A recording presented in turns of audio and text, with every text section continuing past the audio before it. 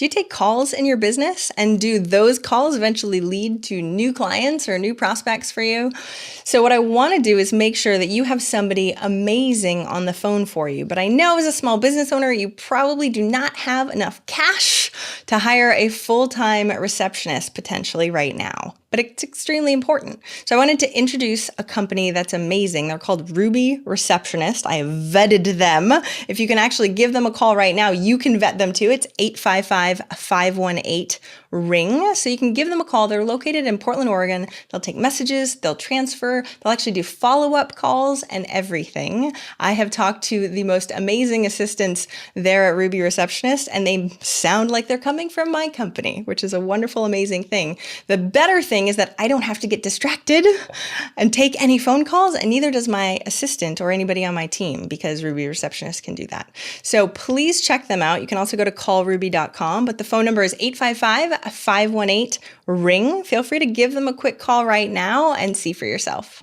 Potent advice and inspiration from real self-made millionaires. Welcome to the Eventual Millionaire with your host, Jaime Masters. Welcome to Eventual Millionaire. I am Jaime Masters, and I am so excited to have my good friend, Crum III, back on the show again, especially after some craziness. He was just in the hospital. Thank you so much for coming back. He runs Conscious Millionaire. You can see in the background, he's written the book. He has a podcast. He has 4 shows total. He's an amazing man. Thank you so much for coming on the show today. Well, Jaime, it's always a delight, and I was glad to have you back on my show. And it's just fun to connect with you because, I want to give a shout out. I'm in podcasting because of you. Because remember, we met at New Media Expo, 2012 or 2013 in New York. And yours was the first podcast I was on. And I didn't even know what this was all about. And I went, wow, this is so cool. And then what happens a year later? I start my podcasting world. Well, and you have way more shows under your belt than I do, way more episodes and way more shows. So I bow down to you now. It's very impressive to see what you've built in such a short time. Yeah, our original show just hit 1,000 last month. And overall, between our 4 shows, we have 1,250 episodes. But you know what? When I discovered the microphone, I realized I was in love with talking to people and interviewing them. It is the best gig in town. Well, I agree completely. So everyone's going to start their own interview show. But actually, can you go through and just say what the names of your shows are first? Sure. Yeah. So the original show we just call Conscious Millionaire Podcast. And each of these shows is also syndicated radio shows as well. And then I have Conscious Millionaire Health, Conscious Millionaire Marketing for Coaches and Consultants, and my newest one, Conscious Millionaire Mindset. And that's subtitled The Science of Conscious Success. And so I'm just totally excited about all the shows. I love them all. And it's just incredible to be able to put this kind of material out in the world. Yeah, and especially because you had success in business before you started the podcast stuff. I know a lot of people start podcasts and they're like, I'm going to quit my job and make a podcast. No. I built and sold companies. So the podcasting, it's interesting because the podcast came out about the same time as my book. And here I'd put all this work into the book. And the book did well. It became the #1 book on Amazon. But I quickly realized that I'm a good writer, but I'm not in love with it writer. But you give me a microphone and I'm in love with it. And all of a sudden I realized, I think this microphone stuff. And now I like to do videos too. Like all of the media stuff is more interesting to me. It's more exciting. Oh, I agree 1,000%. And what's interesting, and I want to sort of move into this piece because you had already made all your money beforehand. And we talked the last time you were on the show about I hope I didn't make all my money because I was trying to make a little more. Smart man. Good catch. I still have some plans ahead, folks. Well, I guess that's sort of the point, though, too. You're doing this not only out of mission and passion. It also makes you money for sure. But now you've aligned the two. So instead of just making money for money's sake, you're making it doing what you absolutely adore, as we can tell. Yes. And that really is kind of the quintessential essence of Conscious Millionaire. It's doing something that's conscious for you, that uplifts other people, that makes a difference in the world, that you feel is your calling, and you're doing it in a profitable way, which actually is to me the best business model possible, because not only do you have a huge why and you feel compelled to do what you're doing, but by making it profitable, you're able to touch more people's lives because then you can expand it. So everybody benefits.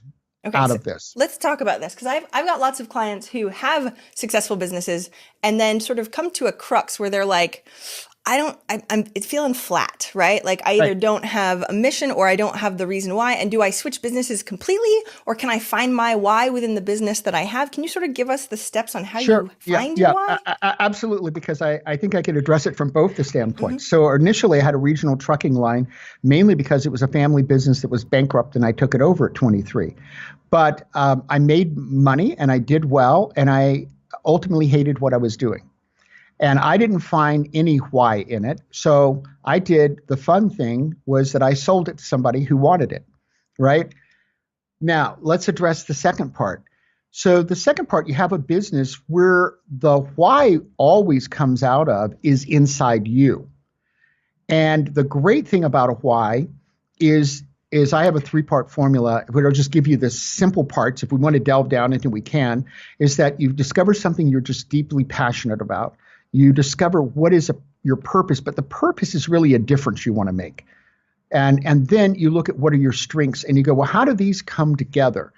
Now, the nice thing about that is that that difference you want to make is actually a solution to somebody else's problem. And as we all know, that's the only way to build a business. You have to solve a problem over and over and over again. Now, the nice thing is that that difference can be spun or taken in many directions. So now you start looking at possible niches. And there's three pieces there I want you to look at. So in the possible niche, you have to look at how does that problem show up for them specifically, and ask yourself, is this going to excite me every morning when I get up? Because some ways problems show up don't excite you at all. Then you have to go, well, for each of these niches I'm considering, and you only need one, folks, right? In fact, I want to encourage you to have one because that's easier to get to 7 figures, not having 10, is are there enough of these people that given the amount of money you want to make over the next 3 years, because I like to do a 3-year plan for where you're headed, can you stay in this same niche? And then the third thing is, do they have the money available to buy what you want to sell at the price points you want to sell it? And if all three of those are true, that's a good niche for you to consider. So what you've done is started with yourself and your why. And you've gone out and you said, well, what's a way I can bring this out? And then beyond that, you're going to bring that difference out and you're going to survey them, obviously. You know, do they want it in a colored box? Do they want it digitally? Do they want it in video? Do they want it printed? Do they want a live training? You know, do they want to go to an event? So those are just different ways you deliver it. Okay, so this is how if you were to pick your niche from, or if you were to pick a new business that fuels from your mission in life, your passion, then that's how we go down that path. Can you give me an example or what yours is? So that way, because the thing is it seems very squishy, right? So we're like, okay, we have a mission. So let's take mine. And I've centered all of everything that I've done. The last 3 months I've been delving through because I wanted to take what I'm doing to a much higher level. And in order to do that, you have to be very precise. So the paradox is to go bigger, you have to get precise and be more narrow, right? That's the fun part of this. And so I realized I did an exercise. Actually, I want to give a shout out. He's coming on my show, Alex Mendozian. And he did a video that I watched, and it was about discovering your verb. Now, the funny part was the verb I chose wasn't on his list, but I didn't care. So I realized going through that little 20-minute process that my verb for not just my business, but my entire life, everything I do is empower. Ooh. That everything I do is about empowering people. And then I work with 3, so I delved down and I said, well, what ultimately do I want to empower people to be able to do? And I said, I want to empower them to be able to expand their belief about who they can become, what they can achieve, and how they can contribute to making this a better world. Now, all that fit very well into the Conscious Millionaire brand. And then a little bit before that, I got clear that I really wanted to work with coaches and consultants because I so deeply believe in what they're doing because I'm also a coach, right? Just like I'm now launching a podcast program. Why? Because I want podcasters to do it right, but I deeply believe in getting your message out. And I also realized I love working with entrepreneurs. So I didn't want to give that up, but I wanted to take it to a higher level. So I basically am working with entrepreneurs that are 7 figures and above, because that's an area that I can really help them with, like you, systems, expanding their mindset about what's possible for them. And what I'm finding is people are coming to me, showing up, really wanting to work on their why.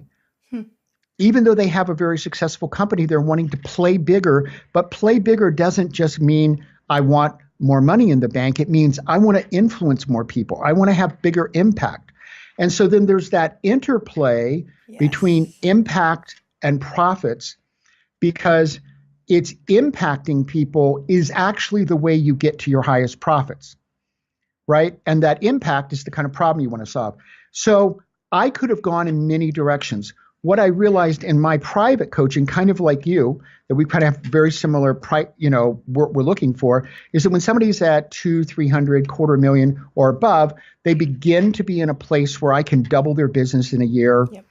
And they've got enough going on that it's a good match, provided that what they really want to do is have this positive impact. And I guess in my case, the brand's big enough and been out long enough. I never get on the phone with somebody that isn't the case. Yep. I'm never just picking up the phone and they go, well, JB, I just want to make a lot of money. Nobody ever says that to me.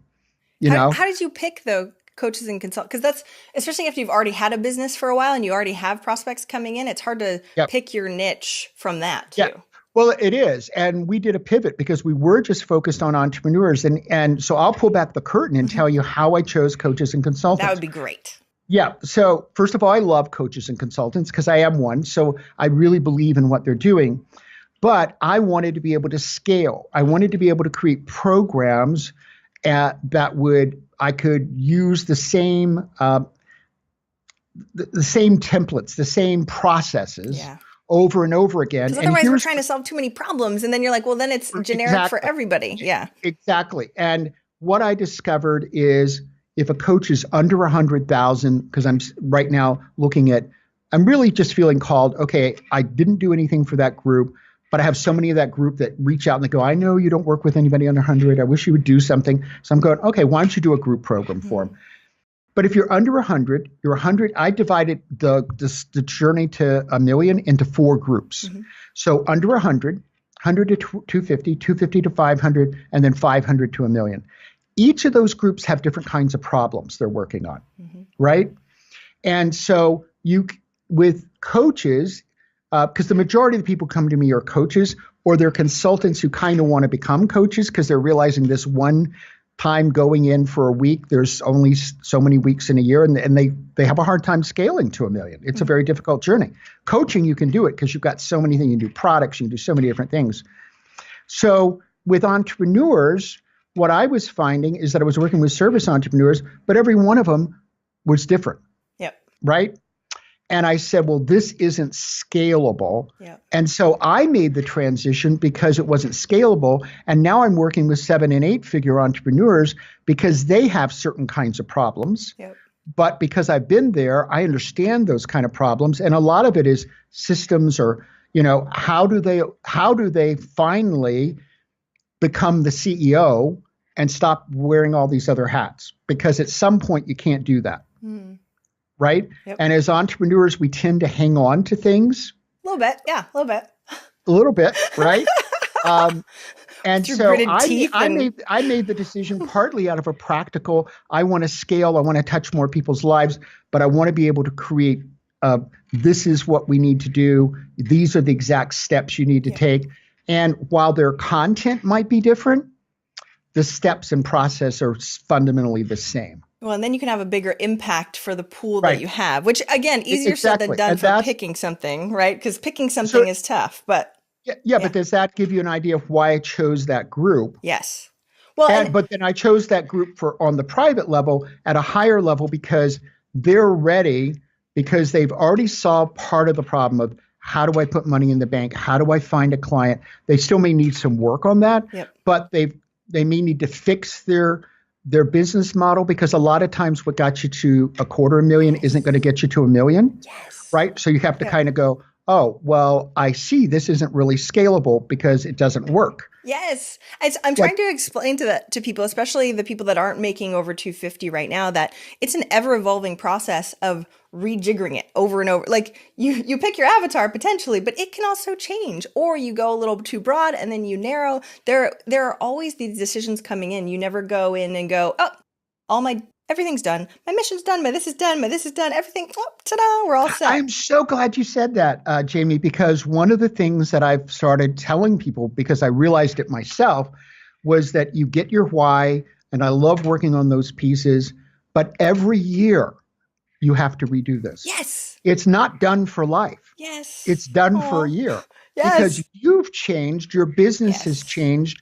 What you've learned, hopefully, in a year is like you're in a different place. Yep. You like go, I understand my clients so much differently than I did a year ago.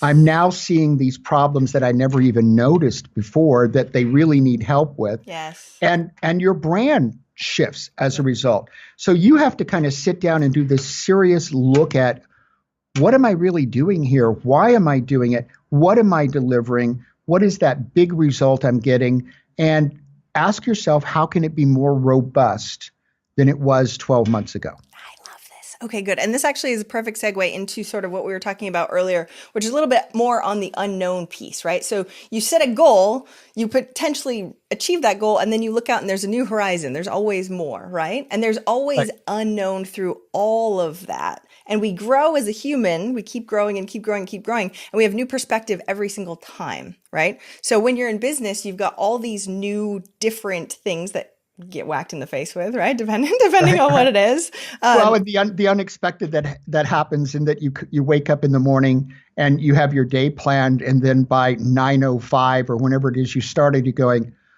oh, turns out this is the highest priority, and it wasn't on your plate, and you get an email and you go, okay, well, today just changed, right? And you have Yes. to be able to do that. So it's in my book, I put two chapters next to each other and in this order. One is on how to strategically maximize your day and get the most out of it. And then the next one is on how to live in flow. Okay, let's talk And about that. Yes, please tell me more. okay, so I'm a three person, so I have like you can't have more than three priorities. And most people start with a to-do list, and I go, this is the least efficient way to do your day. You actually have to decide what's the priority, and then what's that specific outcome that, let's say, 5 o'clock, you want to have gotten this outcome. And you don't have to have three priorities because, like, on days I do podcast recordings like you, that's my priority. I do 7 shows, or when I was writing my book, I just have a day I wrote on my book. But then you choose your action steps, but only action steps that'll get you to that result. And you eliminate, I've had clients eliminate 80% of stuff they were doing, right? And because we can talk about this later, but because of the heart attack that I had literally 2.5 weeks ago, I'm cutting down on my number of hours, but I actually plan to do more because I'm launching a couple of programs and I'm going, okay, you're going to have to take your own system and prioritize, at a very deep level and just say the rest of this stuff isn't important. And so that's how you set up your day. Yeah. But then living in flow is about being present and open and doing what's authentic or what feels real in the moment. And a lot of times when you do that, because you're in synchronicity with the mosaic of the universe all around you, literally you'll get an insight. Oh, and what you thought was going to take 100 days, you go, oh my gosh, I could do that in a day. Or you pick up the phone and it's someone that you've been thinking about, and all of a sudden you all have a great idea and you go, oh, well, that's what I need to focus on today. So it's being a strategically planned person with the ability to turn on a dime and say it's okay to throw out the strategic plan and that you got a lot of value from doing it. But if all of a sudden you see a faster way to get to your outcome, don't feel like you have to stick with the strategic plan. Just go with go with the flow, literally. Okay, thank you. So we'll talk about the heart attack stuff in just a second because I really want to get into the Sure. meat of that also. But this is something critical that I think nobody really talks about. We talk about goals and plans and blah, blah, blah. But once you get to a certain level, it's more than just that. It's I call it inspired action. Everybody calls it something different. Like, that's exactly the word I use, is I get inspired thoughts and I take inspired actions. And because I trust this process of being in flow and being in authenticity, which to me is a deeply spiritual experience, and I trust it because I've been doing it for decades now. This is something where my first deep intuitive insight was I was at Wake Forest. I was on a 3-year track to go to med school because I was been valedictorian and all that. And I did all my pre-med basically. And one day I said, I don't think this is what I'm supposed to be doing. And I digested it. My parents were not very happy, but, because they had scrimped to send me to this really good school. But I knew it wasn't what I was supposed to do. And now I have a health show and all that background helps, but it's not what I'm doing is what I'm supposed to be doing. Right. And so I was able to say, this is the plan. I decided at 5 to be a doctor, but now I'm not going to be. And I was okay with it in 24 hours. I was okay with it. It was, and I call it my first major insight was that I wasn't supposed to go to med school. Okay. Let's talk about that too, because I'm a data gal, right? I'm always like a show me the numbers and then I will believe it kind of thing, or at least I have been for a really long time. And so the synchronicity thing and all that stuff, I was like, that's super woo woo. That's so not for me.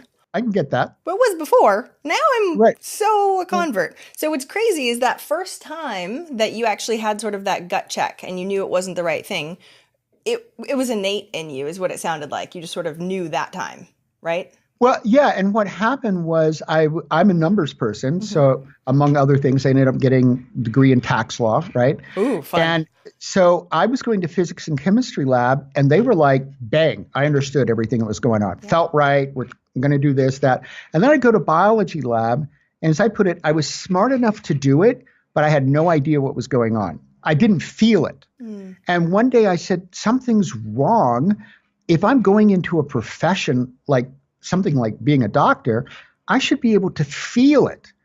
And I was like always running to the library to like look at the, cancer cells versus the regular cells. And then I draw the diagram out of the book, but I knew that I didn't get it at a deep level. And I'm going, but the essence of being a doctor isn't this book stuff.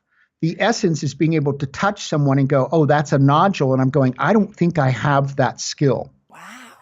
And because I don't have that skill, I don't actually think this is the best path for me or that I would actually show up and be the best doctor. Did you ever second guess yourself, though, after that decision? I have never once regretted that decision, but have been deeply grateful that I have that background because I can pick up a scientific report or read a piece of research and I can pretty much understand what's going on. Okay. So as we start, so you've done this a long time. You said decades. Yeah. So I've done this. I started doing it all my life. And when I took over the family business, it was basically bankrupt. I had never had a business. This sounds like someone prepped it for a stage presentation. I'd never had a business course, read a business book, or even read a business article. And that is the truth. I knew nada about business. And yet it turned out I was a duck to water because when I looked back, I'm a systems thinker. It's how I was like a 19-year-old senior in college. Why? Because I had a system. I could tell you 6 weeks from now what I was studying at 8 o'clock at night. I had it all systematized. And all I did was start looking at business. But I also asked myself every day, and this is that flow part, I'd go, okay, this is the outcome I want. So initially I had to turn around like the cash flow was a mess. Like a total mess. Yeah. And so I had to stop all this, negative not having cash at the end of the week, but people had paid us a lot of money. And I'm going, well, what's going on with that? So I would start every day with the problem I wanted to solve. And I would listen to myself as to how to get there.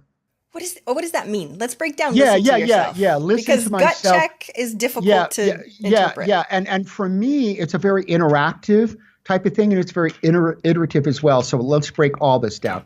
So this is an aside, and we can't go too deep in it in this length of time, but I have 9 years of training in NLP and lots of certifications. But the simple thing about NLP, because I put together my own process that I teach people about how to know how their intuition is correct or not correct. Oh, okay. Yep. I can only do it on an individual basis. I've tried to, I haven't yet figured out how to do it on a group basis. But in Western culture, we're visual, auditory, kinesthetic. Mm-hmm. Eastern cultures are gustatory and olfactory, but we don't tend to be that way. So we're going to have a primary system and a secondary system about how we process information. All right. You and I are both visual. Yep. And we know that from how fast we speak, right? And then you have visual, auditory, and kinesthetic. It turns out that our intuition, and I wish we had hours to talk about intuition, Me too. comes to us in a very specific and repeatable pattern of visual, auditory, and or kinesthetic. Okay. Now, mine happens to be visual, and I tend to see words, numbers, things right here. I do too. And then I'll get like a tingling. I get it's called a visual kinesthetic synesthesia. Okay. The two go together. And then I'll get like a tingling in my spine, or I'll feel like this kind of expansive energy in my head. Uh-huh. When I got Conscious Millionaire, it was the same thing. I was in a hot tub in Reno, Nevada.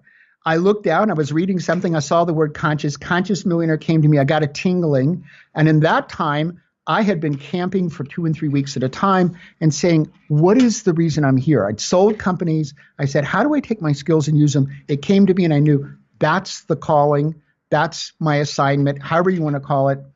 And that was the start of Conscious Millionaire, like that. So I listened for inklings. I love the word inklings. Ooh. Like something's kind of coming up inside. Now, I don't look at all of this in a way that's black and white. You know, I actually look at life and I look at intuition, and this is getting a little complex, but just stay with me, folks, Okay. as a probability curve, that we're kind of taking a slice of information at a point in time. And right now, this seems like a high probability, but it's not absolute. And I think people get into that woo-woo place with, oh, I had an intuition, like somehow it's gospel. Folks, it's not. It's an intuition. And now you got to go out in the real world outside of you, and you got to test it. You got to start going, oh, and as you do that, that intuition may evolve because now you're testing it just like you were doing marketing. Yeah. So to me, it's not like this is it, and the billboard goes off. This is a starting place to go out and see, okay, what evolves from that? And you may get on the phone, have conversations with people, go Google something, and then you get more insights, and it deepens. But it also might shift, and that's okay. It's kind of like I look at goals as compass headings.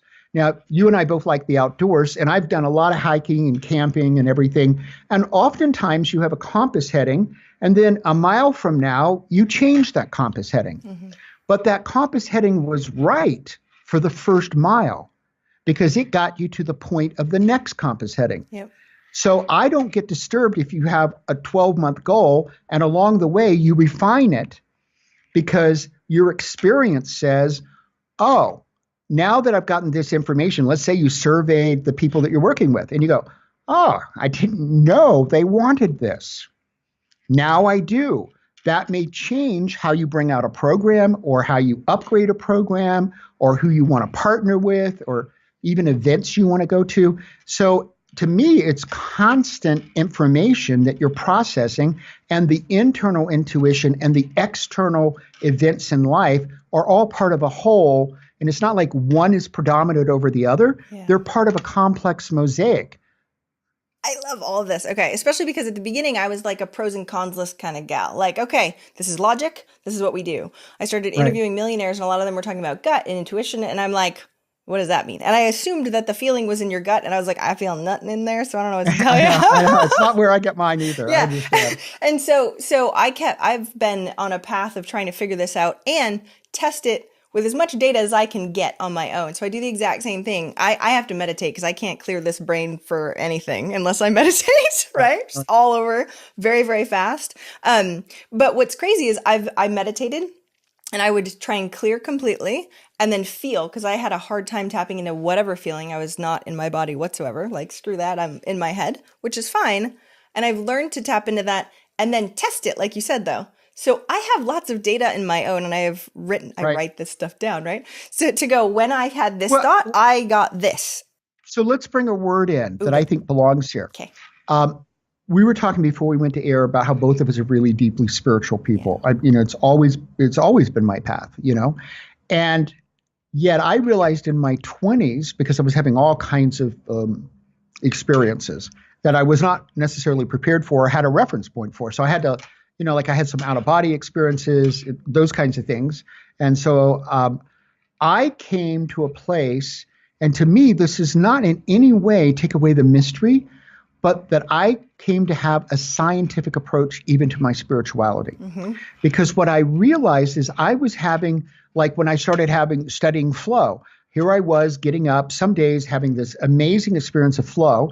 And because of my background in science and my master's in psych and all of that, I said, wait a minute, and NLP in particular, all this should be duplicable. Yep. Not just for me, but someone else should be able to have the same experience. So I didn't start with I'm magical person. I started with, I'm having experiences and I want to be curious about those experiences, right? When I have insights and it turns out the insight was right, well, that to me is something to be curious about. So when I say I take a scientific approach, is I want to understand what are the processes involved here. That's why I've delved into intuition, I've delved into flow, because I said they're repeatable patterns. And I want to be able to discern those patterns so I can use them and I can teach them to other people and I can help people understand what's going on with them. So to me, it doesn't take away from we're living in this wonderfully mysterious world where we can't possibly grasp everything. It's beyond our human brains. We just can't. Yeah. We don't have the capacity, literally. But of that we can grasp, I want to understand the patterns because then other people can use them. Me too. Exact reason why I started this podcast to begin with. And what I love about your approach, though, is that it can be easily seen by the logical brain of everybody else, right? Well, it brings it together because actually I think all these things have logical steps to them. That doesn't mean, so like if we take flow, because I've done so much work in that area, what I discovered were there were 3 steps, and it took me quite a while to discern those, that when you're present, which is the most important, you're open and you're authentic. And the best way for people to think of authentic is, am I taking a step and it feels real to me? However real feels for you. It might be a different sensory experience for Jaime than it is for JV, or for Holly than it is for Dave. But when you do that, I can guarantee synchronicity will begin to happen. That I can guarantee. Here's what I can't guarantee for me or anyone else: the direction it will ultimately take you. Because we're dealing in the world of authenticity can't be predicted a minute from now, because whatever authenticity is a minute from now has not yet happened. Yeah. So I can't tell you where it's taking you, but I can tell you it'll be right for you, and I believe right for other people. Have you ever read the Flow Genome Project or Stealing Fire by like Jamie Wheal and stuff like that? I'm not familiar with that. We can talk about this after, but he lives here in Austin, and it's the science side behind flow. And so to me, I'm like getting the data, and it's very similar to the 3 steps that you just talked about too. So it's really cool. And I want to relate this because I think, and I said I was going to bring it back up again. You had a heart attack 2.5 weeks ago, which is really like, spirituality is great for most of your life. Yay, have fun. And then you're really faced with something crazy. And of course, I know you're more than about the money anyway, but what impact did that make on you? What can you tell us about it? Yeah. Well, it had a huge impact because I was in ICU for 5 days. I had a stent put in, and I'm still 2.5 weeks later grasping that I could not be here, right? So, and that's like that never happened for me before, and because it was somewhat of a serious heart attack. That's why I was at ICU, and I told the doctors right off. In fact, it's so funny. It actually is kind of funny now. So I have to say the hospital was amazing. Within 3 minutes of me walking into the ER and me telling the person, I think I'm having a heart attack, I was on a gurney. They had done an EKG. They looked at me and they said, you're correct. You are having a heart attack. Within 1 minute, I was in a room with 12 people that looked like it's out of a movie or a TV hospital show, right? I'm going, oh my God, these things actually exist. And they're like putting IVs in me and this and that and the other, and everybody's doing this, and one person's taking questions. And I stopped everybody and I said, you need to understand something. I have a huge why for being on the planet. I'm supposed to be here. And I want to be very clear with you. I make it through this. So everybody understands the game plan. I make it. And I just told them all that. Wow. And then they wheeled me up to the stent operating room and I gave them the same little speech. I said, this is all going to be okay because I'm supposed to be here. And then they brought teams of doctors by to see me because it turned out I had the textbook classic heart attack.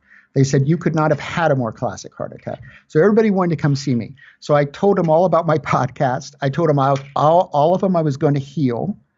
And I talked to them about this. I said, what's pulling me through here is that interestingly enough, in November and December, I took my first 2 ever sabbaticals.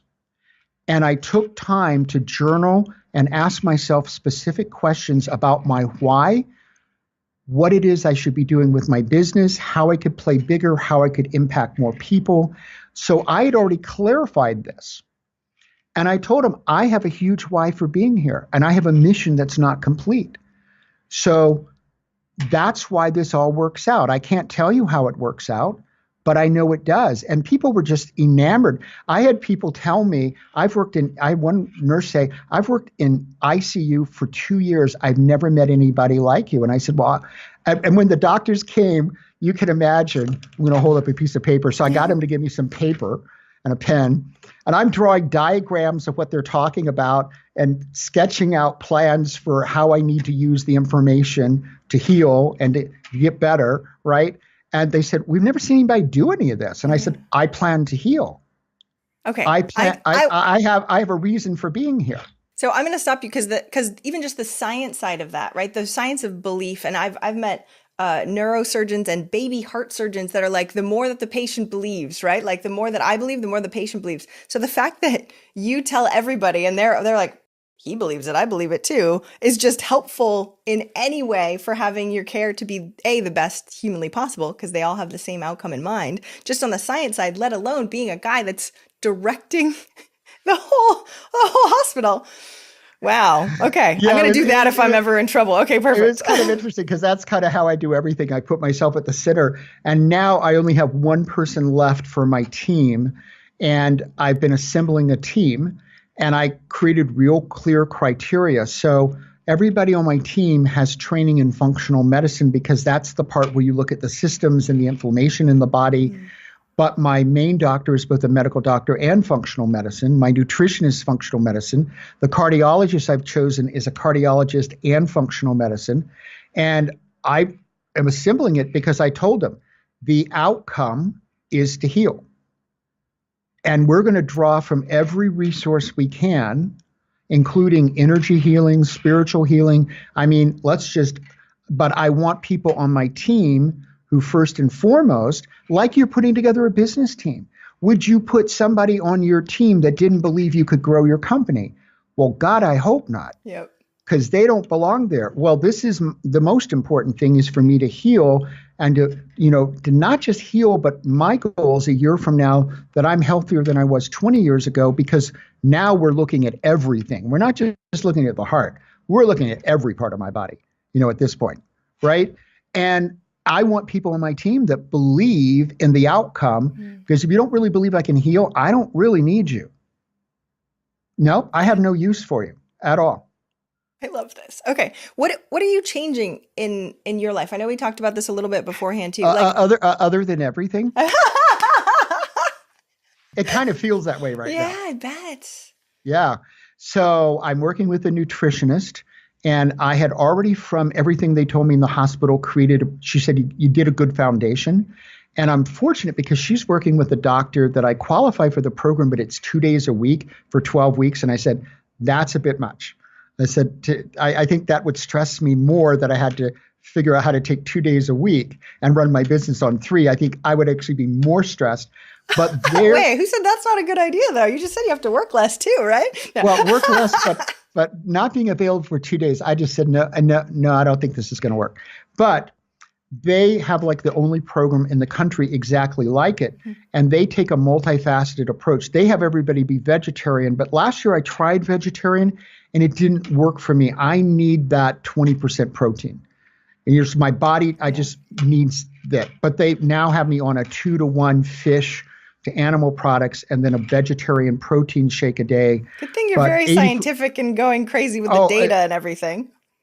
Well, yes, and I just ordered supplements they want me to do that rapidly lower your LDL, but it's all natural. So my outcome is, which I told all the doctors in the hospital, was that a year from now, I'm 100% off of the traditional meds, but I'm off of them because we've made the changes in my body, so none of them are necessary. And typically what people do is if they just do the Western approach, they're going, well, you'll take this medication for life. And I'm going, no, I don't think so. No, I'm quite certain that I won't, I love it. And I said, but you got me for a year. Yep. But we're going to take care of each of these issues so that medications, which to me, I mean, I'm grateful they're there, but I see this as a patchwork of getting, but not the healing, because the healing is when your body's doing it for itself. Yes, epigenetics. There's so much more to our bodies than the drugs that we give it. It's insane. But I'm wondering, because you have 4 shows and you do so much and you have such a huge mission on impact, right? And really changing people's lives. When I laid in the hospital, so this happened on a Monday. So Thursday was kind of like the crisis day where everything came together. So because I was so curious, and I told everybody from the beginning, I said, look, I am not a sugarcoating kind of person. I said, you're going to be direct. You're going to tell me everything, hide nothing. I don't care what it is. I want to know. So they literally rolled a machine. The main cardiologist I was seeing in the hospital rolled a machine in. They showed me the videos of my operation. Really? They showed me the videos of my echocardiogram. They showed me exactly what kind of damage I had from the heart attack. They discussed the different options for it.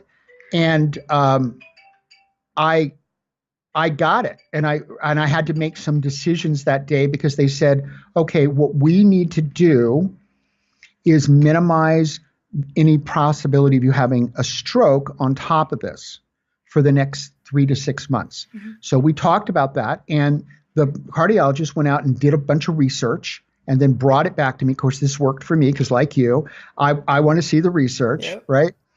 And they said, literally, if you do nothing, we think you have a 1 to 2% probability of a stroke.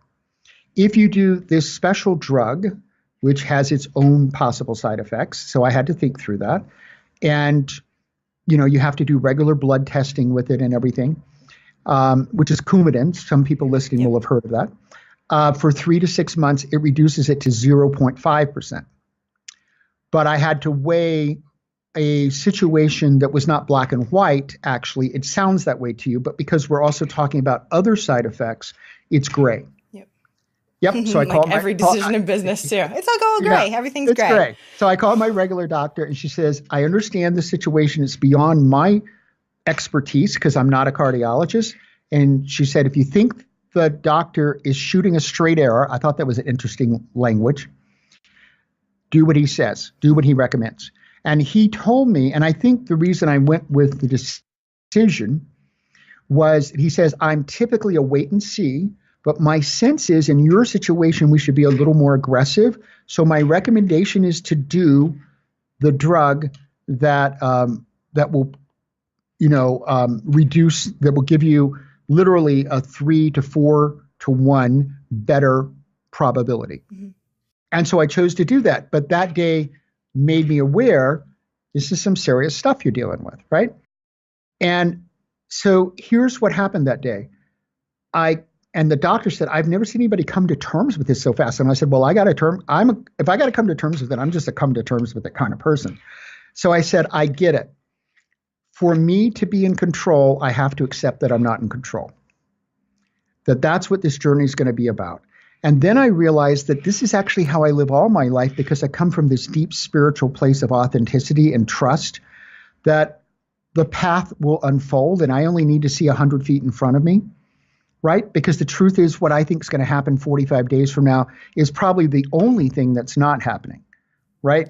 Right? Because too much is going to happen before 45 days. Yeah. So I said, well, you've got some life and death that you're looking at here. And you want to be alive.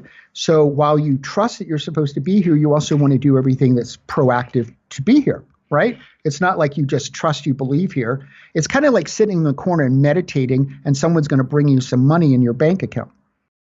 Might happen, but it helps if you mark it. That's how I look at that, right? I agree 1,000,000 times, yes. Yeah. And so I realized, I said, the real answer is this is going to be a spiritual journey. And I got it. And from that moment forward, it's deepened my own spiritual journey. And what I realized for the first time is that this is how I live all the time, but I don't talk about all the nuances like on my podcast or to my clients. And I said, it's time for you to talk about this because there's nothing woo-woo or crazy about it. It's really just a very practical way of how I live that brings me into greater wholeness and greater, luminosity and greater enlightenment and greater ability to see the path of how I can help people. And isn't that what all our clients want anyway? Okay. And I love the way that you explain it because I feel like a lot of the hardcore business owners that listen to this stuff or the very in their head logical, potentially not spiritual in any way, shape or form can still understand how core this is for you. And you can sort of bridge the gap between they're over here and not as spiritual as you. And then we're here and look what it does for me now, let alone the money. Because money's and I think it starts with what I call the rabbit hole question, which I love to work with clients, and it is, why am I here? Why am I here? Question. Yes. Yeah, because I think that's like one of those very core questions, and it's why I came to that trilogy in the hospital. That really the essence of what I want to do moving forward is help people come to great answers that move into action about how who they want to show up and be. Because my new mindset podcast, the first episode, I talk about growing two things. And I'll just cover them quickly. One, that I grew up out in the country with about 200 or 300 people. My parents had no money. And at 5, I decided to be a millionaire. Why? Because I didn't like the story. And I didn't want this to be my story. But one that I realized most people didn't know because they know I got all these degrees and all this stuff, but they don't know the backstory because all of that might not have happened. Because I grew up in the country, when we moved to the city, I love to talk about the city, 20,000 people, folks. As I say, they had a movie theater with the entire movie screen. They thought, because I'd had not very good grades, because frankly, I was just bored, that I was stupid. They put me in the 7th grade in all remedial classes and labeled me as slow learner and stupid. Now, at the end of that year, I decided I didn't like the story. And I said, there's a trick to making an A. Now I would call it like a strategy, right? But, then I called it a trick. And I'm going to figure it out. And I did. And I graduated as valedictorian with a 4.0. Now, to me, the power of that story isn't that I was valedictorian. The power is, what if I hadn't made that decision? And that's the message I want people to hear. That if right now you're in a 6-figure business, you can have a 7. And if you're in a 7, you can have an 8. If that's what you want. I want to upgrade people's vision of who they can become and what they can achieve, because I know from my own experience, I go back and I go, well, if I had not changed that story, what would my life have turned out like? And it would be nothing like it is today. And so I'm a big proponent of looking at our own stories and asking how we can change them. Kind of like in the hospital, I have a heart attack and I'm giving a little lecture to the people before they operate on me. I'm making it through because I'm supposed to be here. Because I wanted to get them all on board to my vision. Right? I wasn't just saying that to say it. Yeah. I was saying it to influence that if there's any question in your mind when you're inside that heart or in those arteries, right? You do the right thing because I'm supposed to be here. How do you catch up with that belief though? So even when you were that young, how'd you go, I 100% believe it? Or even like telling the doctors what to do, if they don't actually believe it, no matter who, if you say it, doesn't necessarily mean they're going to feel that you believe it, right? You're very confident in your belief. How do we catch up if we're not there yet? Yeah, I think you start out well, if we, a lot of people are like, let's do little steps, but I'm not a little step kind of person. And it's not how I've lived my life. In fact, every major goal I've ever set, I had no clue at the time I set it of how I was going to achieve it. So I've come to think that a lot of people are afraid to set a big goal because they go, well, that's just not who I am today. Well, that's why it's a goal. I was growing up where I was literally taught at the age of 5 not to ask for a candy bar at the grocery store because my mother didn't want to be embarrassed that people might think we had no money, which we didn't, but she didn't want people to think that. And so I was taught not to ask for it.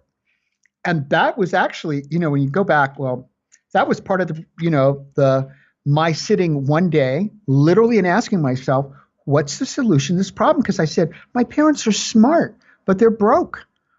Why are they broke? I don't get it. Because even at 5, because I was watching television and people lived in mansions, and I'm going, they're not broke.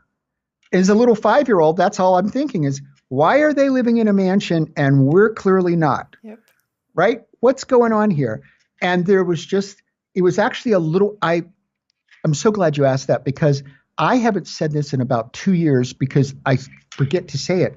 It was having the faith of a little boy or having the faith of a little girl where you go, I had no idea how I'd become a millionaire. And I honestly don't think I knew what $1 million were at age 5, but I just knew it was enough to get the candy bar and live in a bigger house, right? Oh, yes. Yeah, that's all I knew. And that's all you have to do is ask yourself, how do I really want to be on this planet? And so some of the things I've done in January, it was interesting, is that I'm really getting clear. So one of the tabs on my computer right now is a $400,000 Bentley. I have a 5-year goal. It's exactly what I want, color, everything white, the camel interior. Mm-hmm. And I go, if you're going to buy a Bentley, you're writing a check. God knows you don't want to make payments on this. And I go, in 5 years or sooner, I am writing a check for that specific Bentley, that specific model, and that's what I'm going to buy. And now I'm getting clear about the kind of, estate level homes that I want.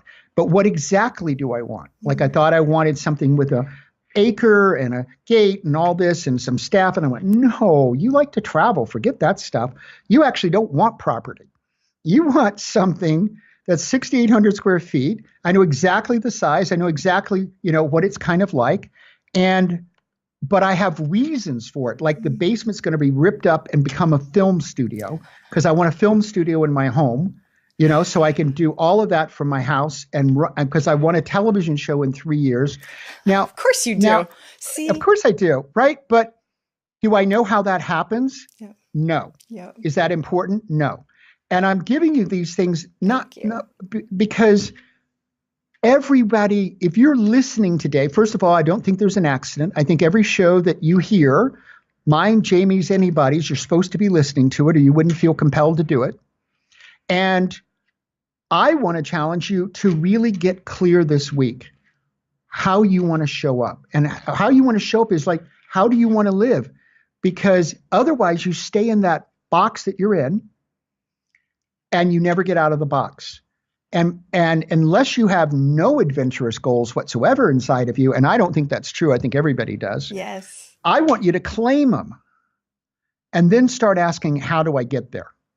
Okay, so that's actually the perfect segue to my last question, though, because I know we have to start wrapping up. What is that one action? So if they start, you said this week, right? So what is that one action that they can do this week to actually move forward towards their goal? I know million is one thing, but this conversation is so much more. Yes. I'm going to answer that differently than I typically do because in light of what we've been discussing, and my heart attack and what really pulled me through that 5 days in ICU, which was not a lot of fun, 12 electrodes, 2 IVs, all this kind of stuff. Not the way every hour they're doing blood and all this kind of stuff. And I said, well, it's the why. It's getting clear about this very specific why, and the why should be very aspirational. Like in my case, I really want to empower people to understand and expand their belief about who they can become, what they can achieve, and how they can contribute to making this a better world. And that really encompasses my for-profit, the nonprofit we didn't even talk about, but my Conscious World nonprofit. And I want you this week to take in, I love to journal, however you want to do it, written, word processing, whatever, and get a clarity right now, because next year it'll be different, it'll expand. But right now, what's that why that could really, I think a great why, the litmus test, Jaime, is that it's a magnet that pulls you forward. If you have a why that's like a magnet pulling you forward, and this is a phrase that I've used many, many times because not everything that I have ever tried with Conscious Millionaire worked, right? You try marketing, I just did an initiative, didn't work. Okay, back to the drawing board. Wild horses couldn't stop me. Yes. That's what I say. Yes.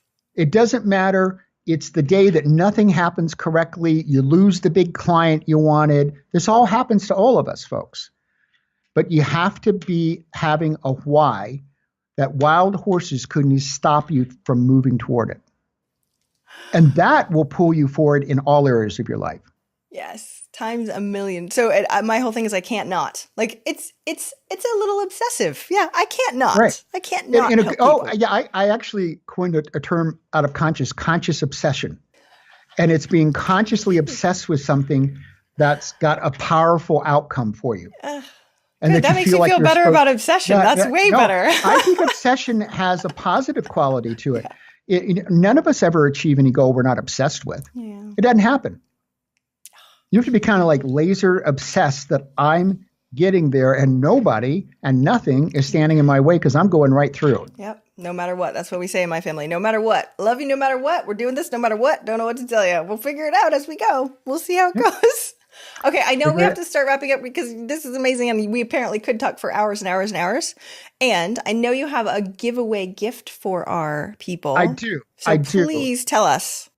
So what I've created are the exact steps to going from wherever you are right now, especially if you're a coach or consultant, to that 7 figures. And what is it you need to do in what order? Because I had so many people tell me, I don't know what to do. And I go, well, this is what the kind of work you need to do first. And then this is the kind of work you need to do next. And a lot of people try to jump into what might be the 5th step, but they haven't done the first step. And so there is an order, a progression that you need to go through in building and scaling a business. And so I want to give that to you. And it's very simple. It's consciousmillionaire.com/7-figure formula. So I'll say that again. It's consciousmillionaire.com/7-figure formula. And we will link to it too. And I want you to have that so that you can go get it. Because he's already done this. So the unknown for you is the known for him. So just listen to what he says to do on that piece, because there are answers out there for you wherever you are. Thank you, JV, especially 2.5 weeks after being as, on your path as you are right now and sharing the wisdom that you've got with my audience. I so appreciate you being here. Thank you so much for coming today. Well, it's just always great to connect with you. And I just want to wish my best to everybody listening today. And encourage you to get a super big why for why you're on the planet. And that why is the mission. It's what you're going to be doing with your life. And it's if it excites you, I think you're on the right path. And if it really impacts other people, I'm certain you're on the right path. I'm sending this right now actually to one of my clients. We were just talking about why and mission earlier, and this is perfect. Thank you so much for sharing your wisdom with us today. I hope you have a fantastic day, JV. Thank you so much. Thank you so much for listening. I hope you enjoyed that interview. And if you want to check out more amazing resources, I'm only curating the best of the best. Go check out eventualmillionaire.com. You can take the Eventual Millionaire quiz, figure out where you are in business and what you need right now. Plus, you can look at curated resources specifically for you on the new Start Here page. I'm so excited. Please join us. Please let me know if you need anything at all. I'm here for you. And have a fantastic day. Bye.